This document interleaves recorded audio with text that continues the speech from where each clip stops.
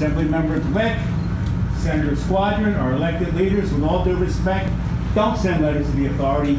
Get the governor on the phone, get the governor's staff on the phone, meet with the governor, tell the governor that there's a problem down here.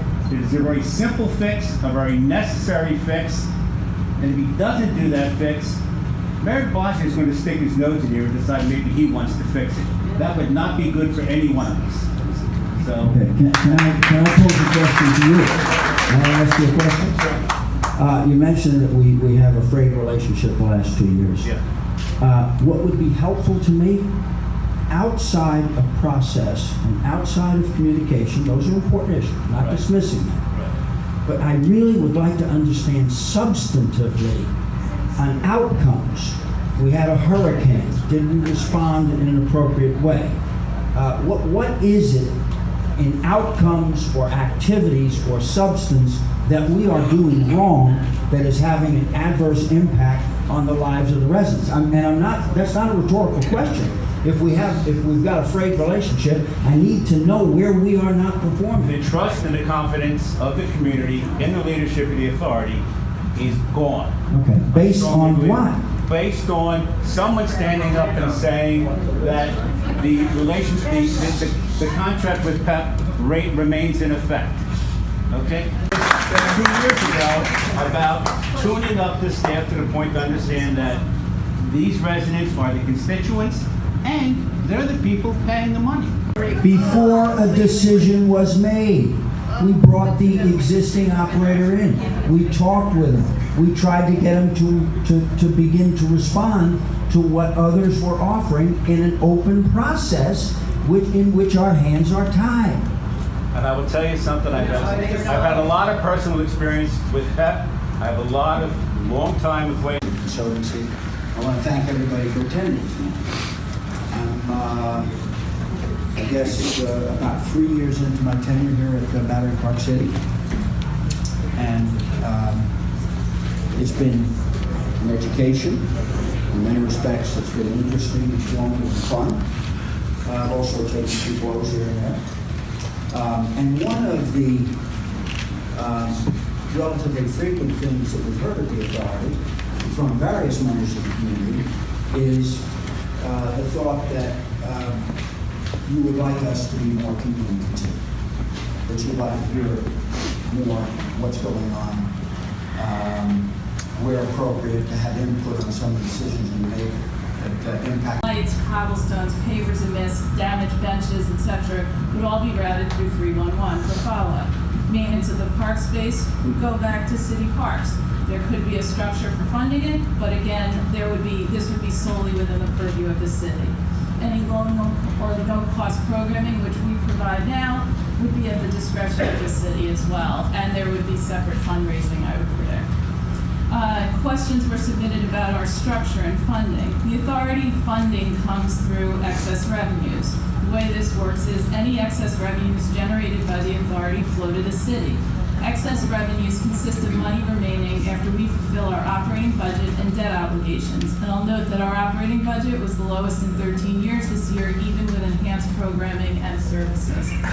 Pursuant to a 2010 settlement agreement between the City of New York, the Controller, and the Authority, any excess revenues generated by the Authority flow to the City in the following manner. Pilot, about 75 to 80% of pilot goes to the city, and then the remaining 20 to 25% is earmarked for affordable housing. What that means is up to the city. It's our job to make sure the city is getting what we generate, and it is up to them to decide how to use it. We do not, as Dennis was talking about, get involved in the process of how the money is spent once it's been allocated. The estimate for our fiscal year 15 excess revenues to the city was about $160 million. Ultimately, our job as a public benefit corporation is to run a well-managed community while generating the revenues for the city of New York. There was also a question about tax abatements and rent protections. Tax abatements, or pilot abatements in this circumstance, given the structure of Battery Park City, are issued by the city and are the mechanism for the existence of stabilized units in Battery Park City. It's the city and state who monitor compliance with the terms of the abatement. Battery Park City does not get involved in that process. With With respect to the preservation of stabilized unit in the event of a condominium conversion, the Attorney General and the Department of Housing and Community Renewal, a state agency, are vigilant in ensuring that where rent protections are still in effect, any condo conversion does not violate the terms of the abatement on a building. Our authority is the purview of the rent resets, which are part of the standard ground leases. There were questions about the dates of ground rent resets. Copies of these ground leases can be obtained by foiling our office. We do have a contact sheet we printed out that people can take with them that has all the relevant names, contacts, emails, phone numbers, so that you can continue to reach us after this meeting. Additional submitted questions that you wanted us to address: traffic issues.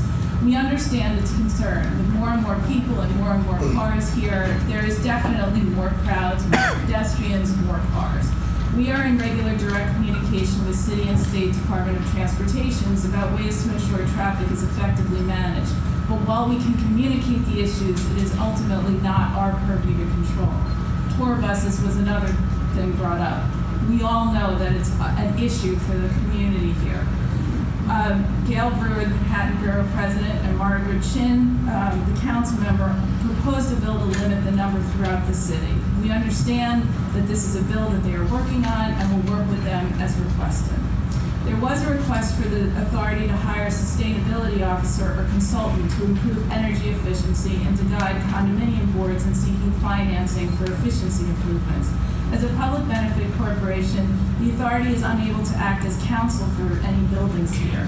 However, we can look and we will look into bringing an expert into one of our periodic building manager meetings to address any questions about energy efficiency.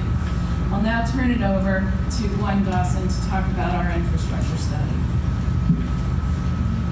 Always been, and it's to manage, operate, repair, preserve, program activities to a world-class standard, and to the open spaces, parks, public structures of BPC. Okay, and the maintenance department, the horticulture department, the programming department, it's all the same. They're all doing a great job, the same job they've always done. And for those of you who frequent the with the help of Gwen Dawson and her team, we're going to be outfitting that space. So it'll be brand new, and we're taking into consideration the requirements that current users of that space have, so we can make sure that we meet those needs. So we'll have more details. In the number of people of those offices. Well, if the governor has a soft target where people are killed in this area, like happened in San Bernardino or in other